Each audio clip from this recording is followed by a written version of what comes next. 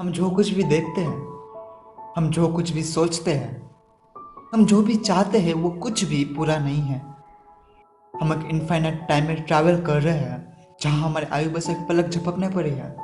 और इसी वक्त पे हम हर चीज़ का मज़ा लेना चाहते हैं। इसीलिए हम ड्रीम करते हैं, कुछ पाने की जिज्ञासा रखते हैं और उसी के लिए हम मेहनत करते हैं।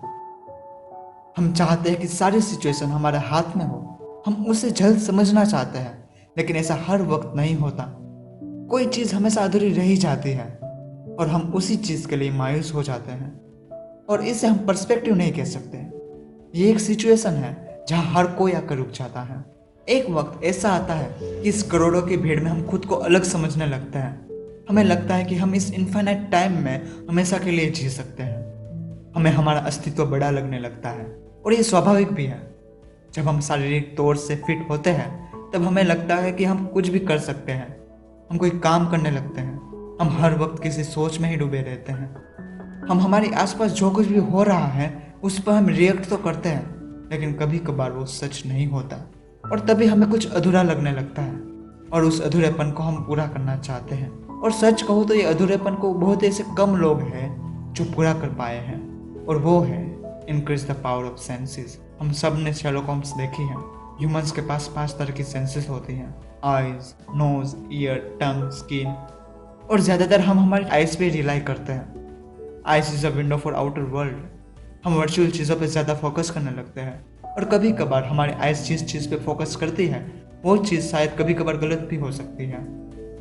जब भी हम कोई मैजिक देखते हैं हम हर बार इल्यूजन में ही रहते हैं। हम ये जानना तो चाहते हैं कि ये कैसे हुआ, लेकिन हमारे पास इतनी क्षमता नहीं है कि हम उस चीज़ पे रिएक्ट कर सकें। हमारा पूरा दिन ज़्यादातर सोच में ही गुजरता है। हम एक जगह तो है लेकिन हमारी सोच इनफाइनाइट टाइम से भी ज़्यादा तेज़ी से ट्रैवल करने लगती है।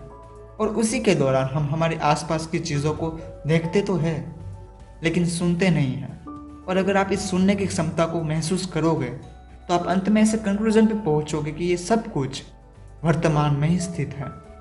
हम कोई भी काम में व्यस्त होते हैं तब हम नॉर्मली ब्रीथ करते हैं, लेकिन हम जब भी ये सोच के करते हैं तब हमारे ब्रीथ की गति अपने आप ही कम हो जाती है।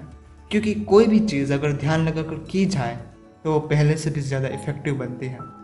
टंग किसी चीज़ को परखने के लिए यूज़ होती है। स्किन आसपास के एनवायरनमेंट का टेम्परेचर भी डिफाइन कर सकती है। क्योंकि ये सारे सेंसेस एक एस्पेक्ट है। हम इन सभी को इंक्रीज तो करना चाहते हैं लेकिन ये हो नहीं सकता। इसलिए जिसके पास ये है वो इस दुनिया में अलग बनते हैं। हम शेरलॉक होम्स पे बिलीव करते हैं क्योंकि इस टाइम में सोच से वर्तमान में रहना मुमकिन नहीं है।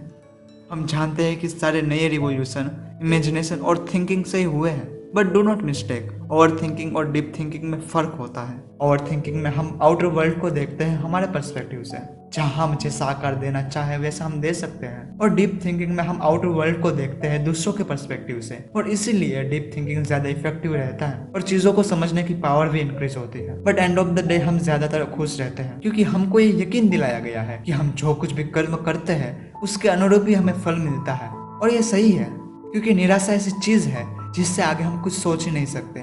हम उसी गिल्ट में रहते हैं। इसीलिए हम जो कुछ भी देखते हैं, हम जो कुछ भी सोचते हैं, हम जो भी चाहते हैं वो कुछ भी पूरा नहीं है।